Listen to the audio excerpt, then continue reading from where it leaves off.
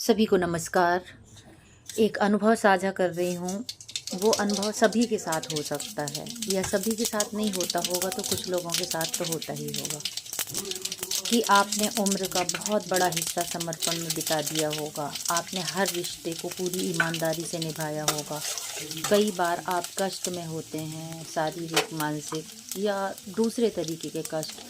फिर भी आप अपने कष्ट को नज़रअंदाज करके दूसरों के लिए समर्पित रहते हैं। लेकिन दुख आपको कब होता है? दुख आपको जब होता है जब आपकी समर्पण की कोई कीमत ही नहीं होती है।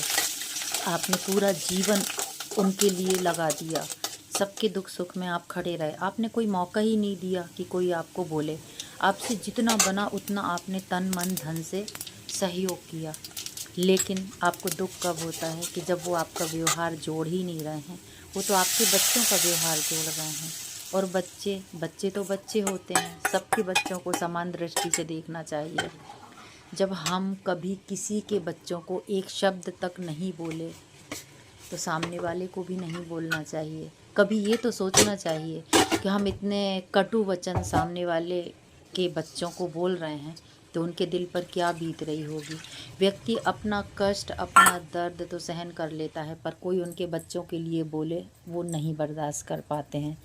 तो हमेशा दूसरों के बच्चों के बारे में आप उतना ही बोलें जितना अपने बच्चों के लिए आप सहन कर सकें।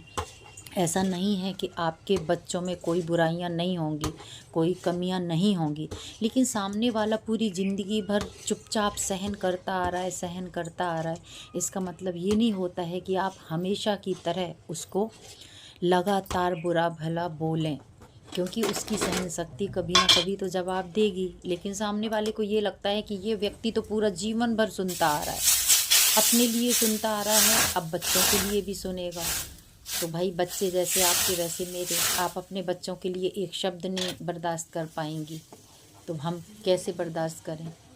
तो सोच समझ के सबको बोलना चाहिए। जितना आप सहन कर सको उतना ही आप दूसरों को बोलें। और मेरा तो जोड़ना ही नहीं है,